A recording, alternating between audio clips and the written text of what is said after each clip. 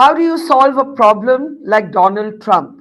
Indians have reacted with disbelief, with humor, with irritation, with anger. But now it's entered a whole different phase after the US president met with Pakistan's army chief, or should we say Field Marshal Asim Munir, and once again spoke about how Trump stopped the India Pakistan war. One has now lost count of the number of times that Donald Trump has said this.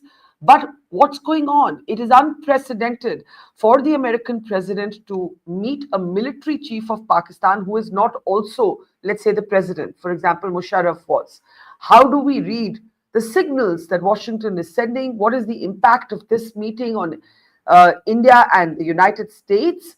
And is Iran and the need to use Pakistan territory for attacks on Iran behind the meeting between Trump and Asim Munir? I'm Barkha, you're with the Mojo Story. Donald Trump doesn't do anything behind closed doors. He even tweets out his foreign policy. So why was his meeting with Asim Munir, the army chief of Pakistan, as also its field marshal, behind closed doors? There are not even any photographs as of now available as to how these men met, what did they eat, what did they talk about. We have very, very, very little information and a lot of speculation. We do have Trump's own statement after the meeting with Munir, where once again he spoke about how Donald Trump loves Pakistan. He also made it a point to mention that Prime Minister Modi is fantastic. Remember, Modi said a thank you, but no thank you, when Trump suggested that Prime Minister Modi also stop by in Washington, D.C. on his way from Canada. Prime Minister Modi cited prior commitments. But we also know now that in a telephonic call, Modi sent a firm message on behalf of India to Donald Trump saying India never has and never will accept mediation. Trump has been claiming relentlessly that he must get the credit for the halt in hostilities between India and Pakistan during the course of Operation Sindoor. How does one read this unprecedented lunch between Trump and Asim Munir?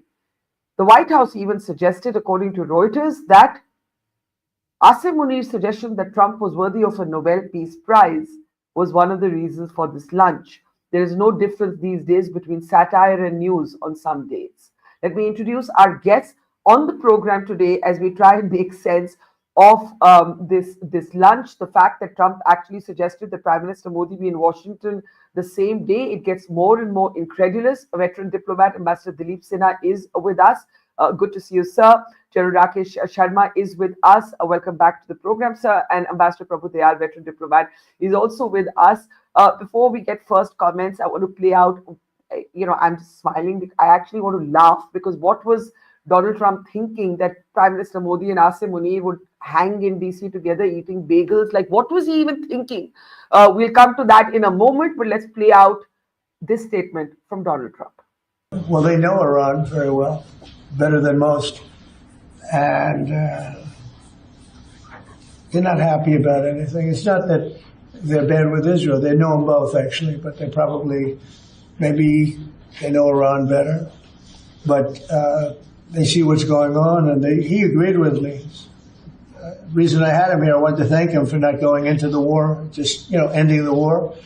And I want to thank, as you know,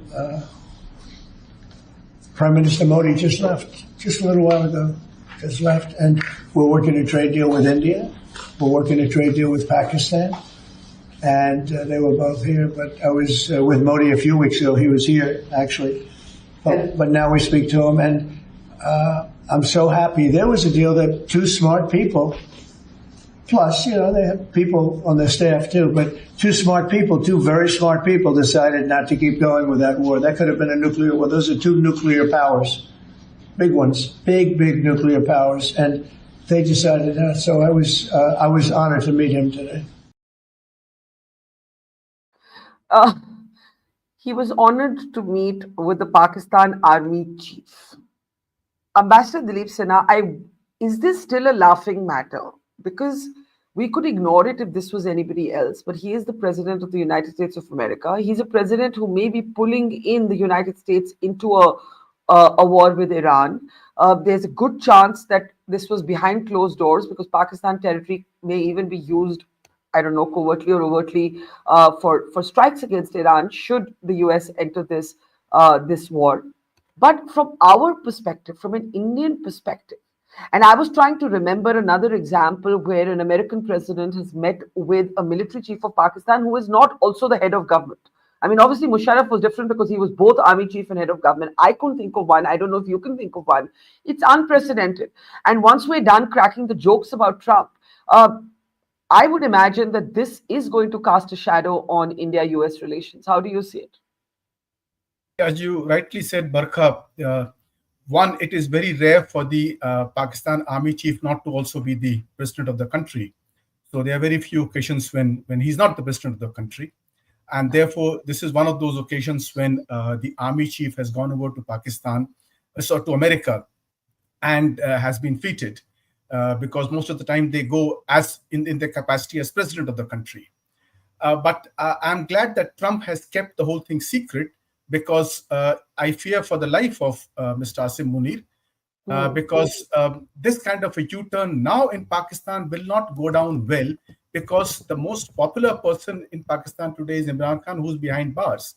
And the army is not in as strong a position as it was, let us say, in Musharraf's time or even earlier. But the last time when Musharraf was ousted was one of those occasions when you had the army coming under attack. And most recently, when the army under Bajwa also came under pressure because of Imran Khan.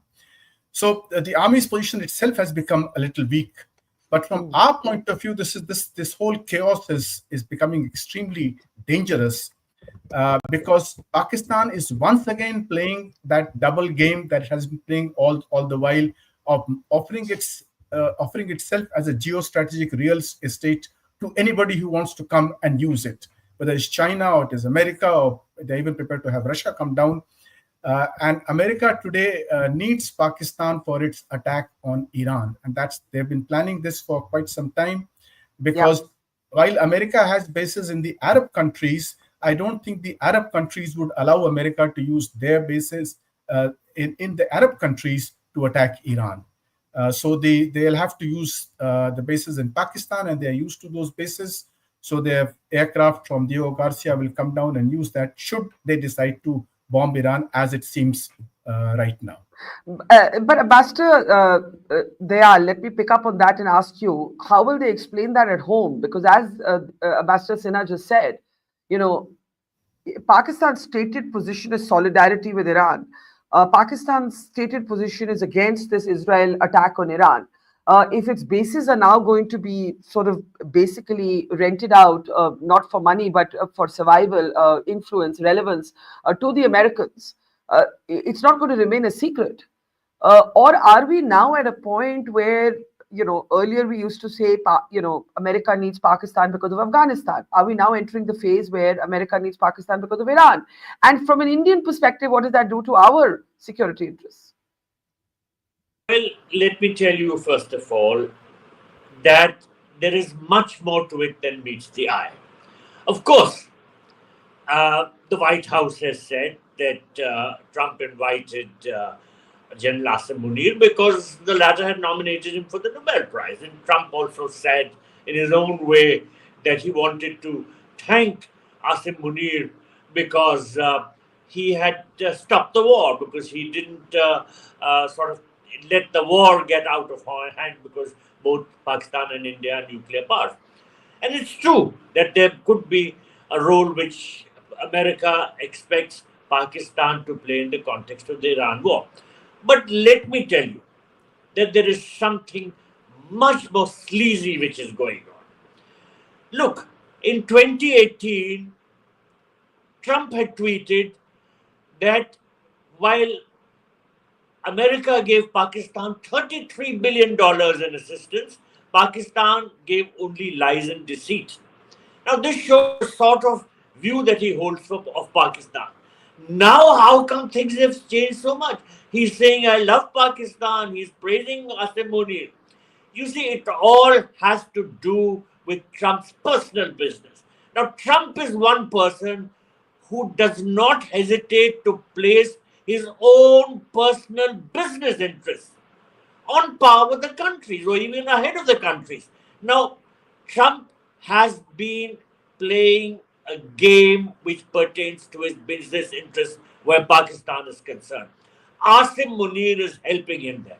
And that game pertains to Trump's company, which is involved in cryptocurrency, Bitcoin, or all that. In other words, there is a huge personal business interest of Donald Trump, which has now been developed in Pakistan, and in which Asim Munir has played a very important role. He has made that business dealing possible. Now, certainly there could be some kickback, but the fact that there was a very hush hush meeting, there was nothing that was known to the world outside, including to Trump's own close aides. What was going on in that room? That makes it very suspicious. Of course, as Ambassador Sinha mentioned, Pakistan may be required to play a role in the context of the Iran war. Whether or not Pakistan allows its bases to be used is another matter. But for instance, even if it gives American fighter planes overflight rights or gives some sort of an indecent, sort of permission, that would be enough. The Americans can use various other bases. They have got plenty of bases, even though some of these are not in the Gulf. But the fact is, there is some very sleazy business that was going on, and that is why Trump met Asim Munir in such a hush-hush manner. So this is very interesting, Ambassador Dayal. You actually think this is more to do with Trump's personal business than with geopolitics. Before I come to General Sharma, let me just refer to the tweet that Ambassador Dayal was mentioning. This is 2018, and Trump is saying the United States has foolishly given Pakistan more than $33 billion in aid over the last 15 years, and they have given us nothing but lies, deceit, thinking of our leaders as fools. They gave safe haven to the terrorists we hunt in Afghanistan with little help, no more. Now, General Sharma, one of the things that I've been hearing is that Pakistan is actually using the terrorists it has nurtured to actually cut deals with the Americans. In other words, it's got all of these terrorists. You remember Trump mentioned one of them in his State of the Union address. So Pakistan's handing over some of their low-hanging fruit terrorists to Trump. Trump can then say, look at Pakistan, look what we got Pakistan to do. They handed us over the bad guys, you know how Trump talks, and all is forgiven. And, from an Indian perspective, we can chuckle, we can laugh, we can say, oh my God, Trump is crazy, but he's the American president. There are real consequences for what's going on here. General Sharma. Thank you, Barkha. Now, firstly, I think they forgot that there is a old phrase that we have been talking, that there are no free lunches. So I'm sure this lunch is it's not free at all. Yeah. In any case, any boss that they have in the army in Pakistan, he's a de facto ruler. Even if he's not the martial law administrator or whatever they are behind the scenes de facto rulers. So, I mean, Asim Munir is a de facto ruler. There is just no doubt about it. And so if he wanted to meet somebody and get something done, Mr. Trump wanted to get something done, the only way to get it done is through the army chief. That's why when Operation Sindoor was on, Marco Rubio was calling the army chief. He called Shahbaz Sharif, but then, finally he called the army chief to say, okay, let's get on and resolve the issues, because they know finally the word of law. Even in the economic issues, the army chief sits in the strategic facilitation council, etc., which are all economic issues. So the army chief is de facto the ruler of Pakistan now and ever. First point.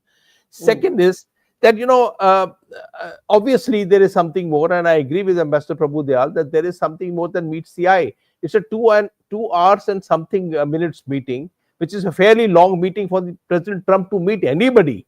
I mean, it's a very longish meeting that he had, and only 3 people. What is his delegation like? Also, you see his delegation. He had the interior minister with him, who is a cousin of his wife, Mohsin Naqvi, and he had the NSA, who's also the DGISI. Finally, there were no businessmen there. The local ambassador in United States was not there. So when they talk about this huge printout that has come out of DGISPR, trade, energy, minerals, crypto, all the huge basket that has come out in ISPR's readout, Finally, there was nobody talking on these issues. He's not an expert on trade and on minerals and things like that. Finally, he is the ruler which rules it, and they brought him along here. I also wish to draw your attention to what Don wrote. Don, said this is an unorthodox visit. In Don's words, it's an unorthodox visit, and he says it's been cooking for months. Now, if you take what Don says right, then it's not come about just because there is an issue happening with Iran. The thing was cooking on many fronts and many issues. Others, as rightly pointed out, many of the issues we do not know about, but then it's been cooking. So there is obviously an issue out here. The terrorist business, see, they are handing over terrorists as it is. So, to take any advantage and pat on the back because he's been handling terrorists, I don't think that matters so much. So then what else is it? If it's been cooking for months, what could it be?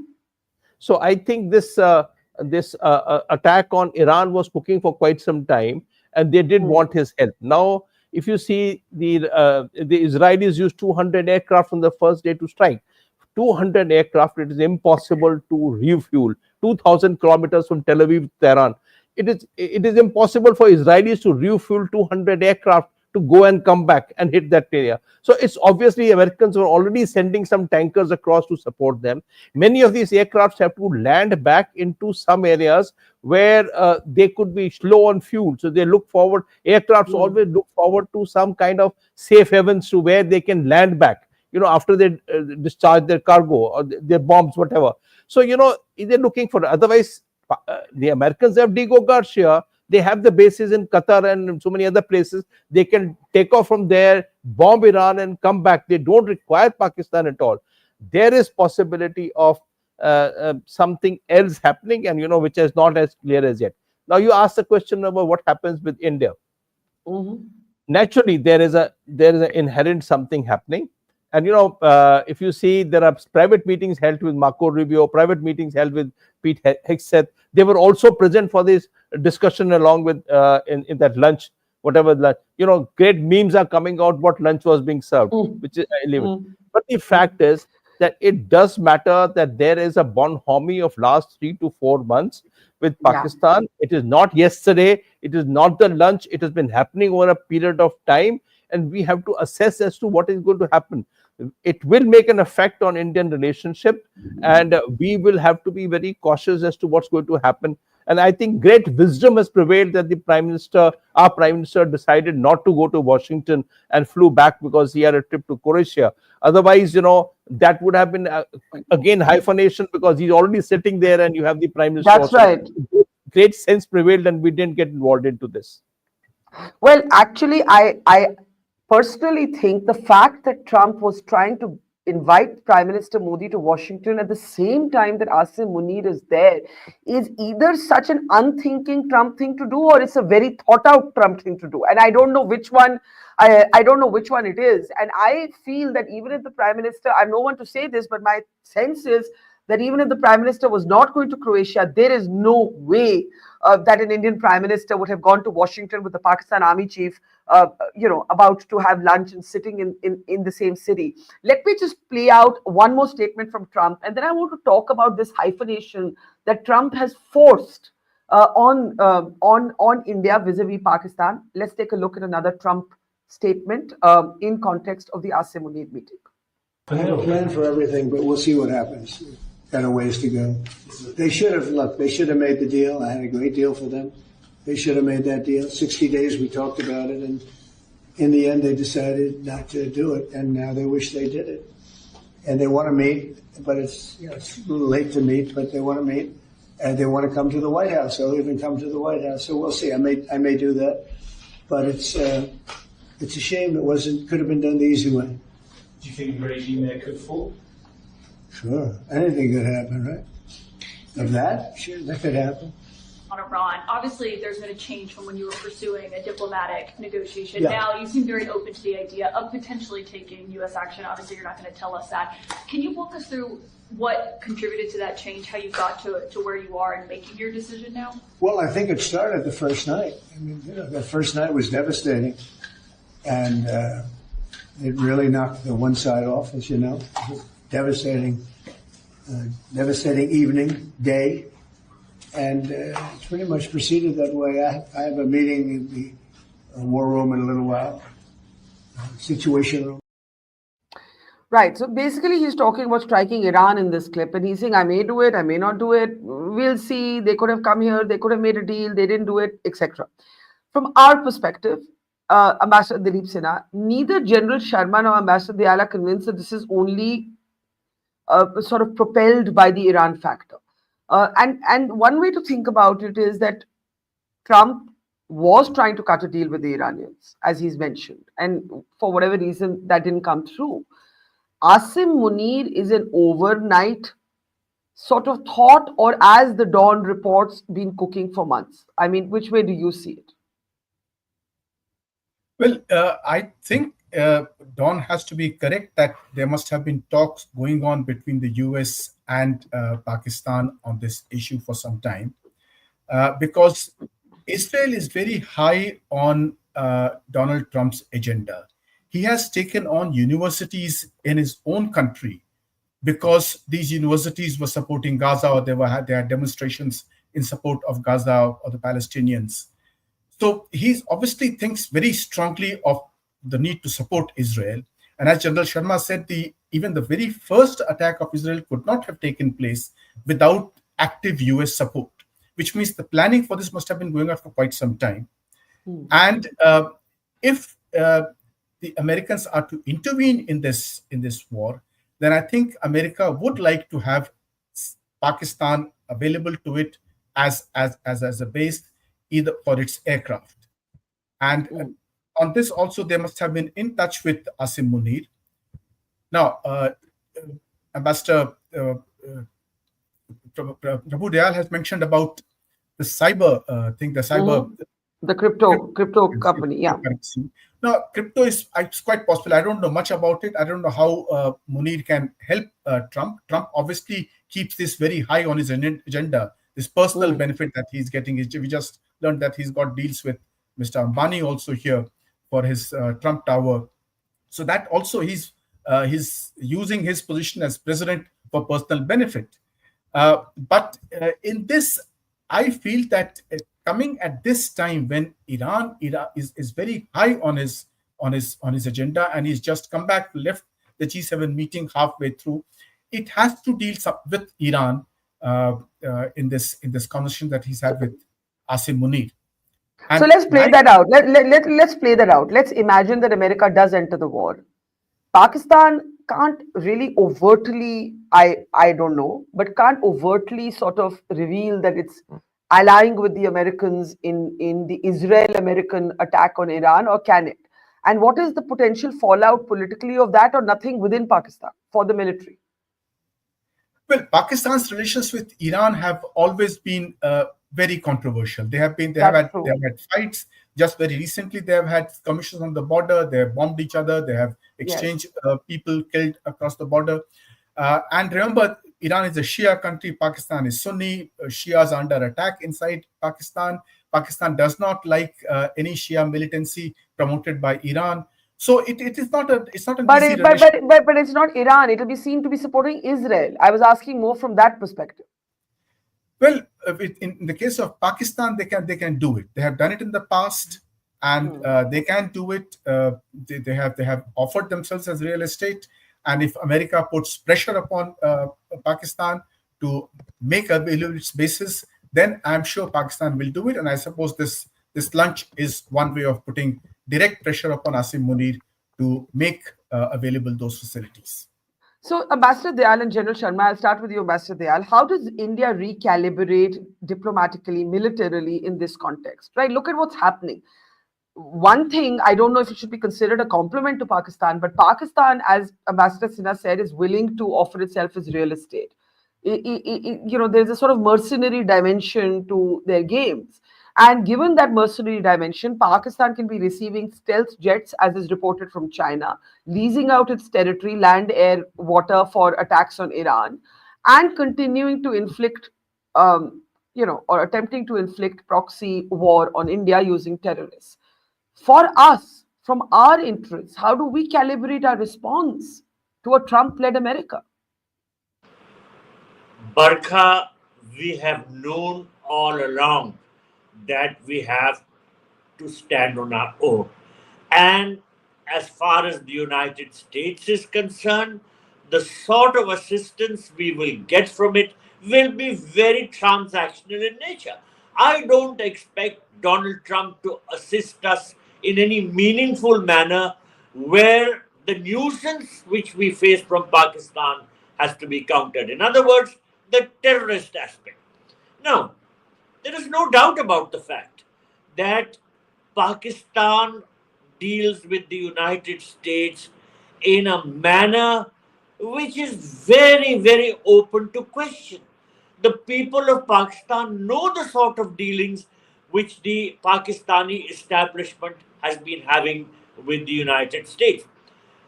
And it is no secret that the Pakistan army is involved in a number of business deals. Firstly, within itself, the Fauji Foundation, which is the biggest corporate entity in Pakistan. And then aside from that, the Pakistani generals have been enriching themselves in a variety of ways.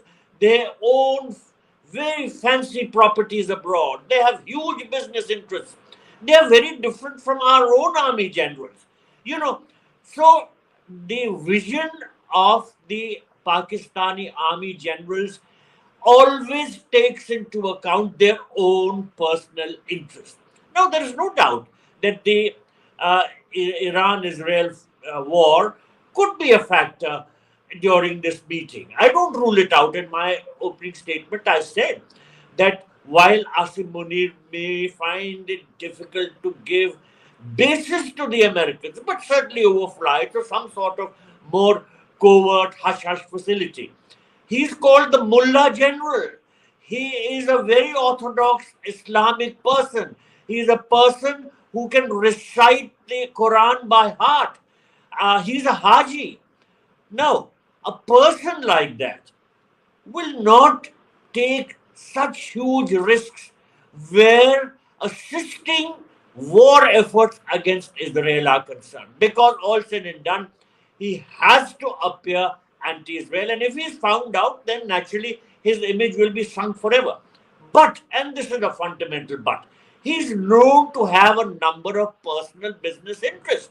Now, as far as Trump is concerned, the American media is full of articles about how Trump has been using his position as president to further his own business interests. Now, let me also mention that we all know Pakistan's economy remains in shambles and it is trying to find new avenues of growth. And in February 25 this year, the Pakistan government formed the Crypto Council and later it upgraded it to a regulatory authority, which is called the Pakistan Digital Asset Authority. And this authority has been entering into direct contracts with Trump's company, which is called the World Liberty Financial Incorporated, and they are sealing crypto deals. And that is the greatest interest which Donald Trump presently has in Pakistan. So let me take that to General Sharma. Whether the motivation is Iran, whether the motivation is financial benefit to Trump and his business empire, whether it is because Trump, it's a level of ignorance, not being briefed properly, whatever the reasons, or it's flattery. Munir said Trump should get a Nobel Prize. We're underestimating flattery and the power of flattery when it comes to Donald Trump. I want you to talk about the impact on India, given that Pakistan has been a vassal state of China, simultaneously now cozying up to the Americans, playing this double game, right?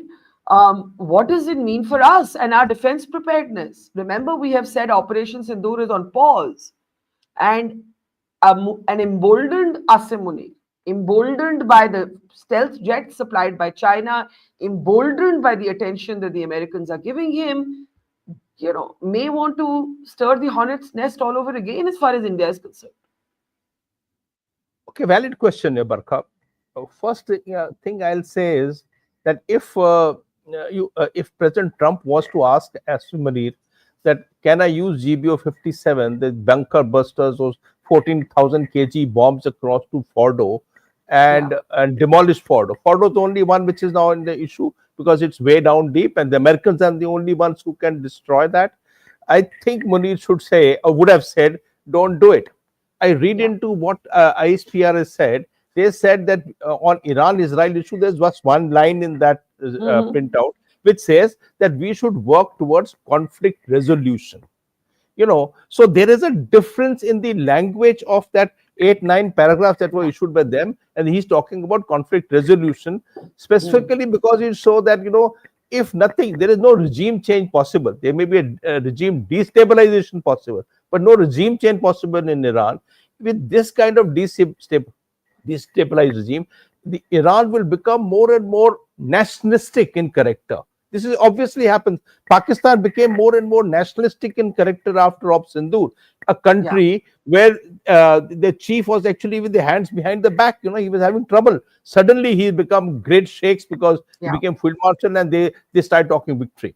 Now, of India, the point is that why should you and me or anybody else talk about de-hyphenation?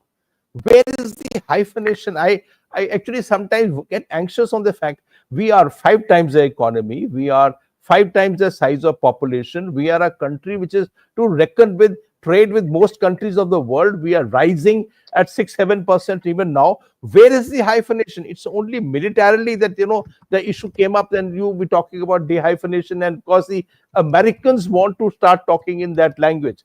I hasten to add here that we have to create an overmatch. We have to create the overmatch with Pakistan to make sure that militarily we have the strength to do what we want to do to Pakistan at the time we want to do it. If we don't have that overmatch and Pakistan has got a little doubt on it, they will keep doing what they did on. Exactly. And may I just respond on this hyphenation point? Obviously, on no metric is Pakistan equivalent to India I completely agree with you. But in Trump's lexicon, in Donald Trump's lexicon, he will call Asim Munir and Prime Minister Modi to Washington on the same day. He will say in every statement, I love Pakistan, Modi is fantastic. He will talk of these entities as if we are equal, which we clearly are not. In any metric, in any objective metric. So that's true.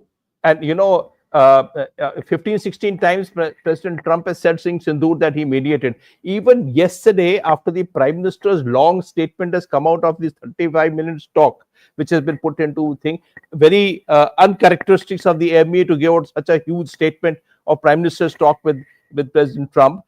He still came out today after meeting him and he said, okay, I mediated. After all that, he still, see, if we start reacting, and I repeat what I keep saying, if we start reacting and rebutting what President Trump says, next 3 years we will be only rebutting because he is this kind person. We have to adjust to his nature. He will say good, fantastic, and we just can't get carried away like this. This is the way we have to work. It is transactional, as Ambassador Dayal said, totally transactional in future. If our transactions benefit him and his country, he will be with us. If the transactions do not benefit him, he will keep doing this way it is being done now. So in a way, you're saying we can't get sucked into this whole Trump drama. I've got to close, but Ambassador Sinha, quick word to you because you mentioned the complicated relationship between Iran and Pakistan. Just before this meeting, we actually had a claim from Iran. Pakistan will nuke Israel if it uses nuclear weapons against us, said Iran. Right. So, there is a lot of schizophrenia in that equation. But I think the point is more about Israel being seen as the larger enemy, irrespective of that equation. So just wanted to read that out. But very quickly, Ambassador Sinha, what next? I mean, we just carry on as business as usual. Do you agree with General Sharma? You've got to ignore the noise from Trump? Well, I think we'll have to because he contradicts himself every day. Now, we cannot possibly keep dancing to the various tunes that he keeps playing. And I think when it comes to Pakistan, we just have to be clear in our heads that we have to deal with Pakistan on our own. And we just have to be strong enough to deal with Pakistan on our own. We don't have to look to either America or Israel or Russia or any other country when it comes to dealing with Pakistan. And Trump, we just deal with him on a transactional basis. Wherever it suits our interests, we deal with him. But I don't think we should expect any policy support from him or any long-term relationship, because that doesn't exist in his mind. Well, absolutely. I think that's a note we can all agree on. We leave it there. I do agree with General Sharma that if we get caught in this spiral of responding to Trump over and over and over and over again, that is all actually we'll be doing. Much better to hunker down, grow your economy, become more powerful, because power is a language that transactional leaders do understand. Thank you so much, Ambassador Sinha, General Sharma, and Ambassador Dayal. Always a pleasure. And to our audience, thank you, and see you tomorrow. Thanks.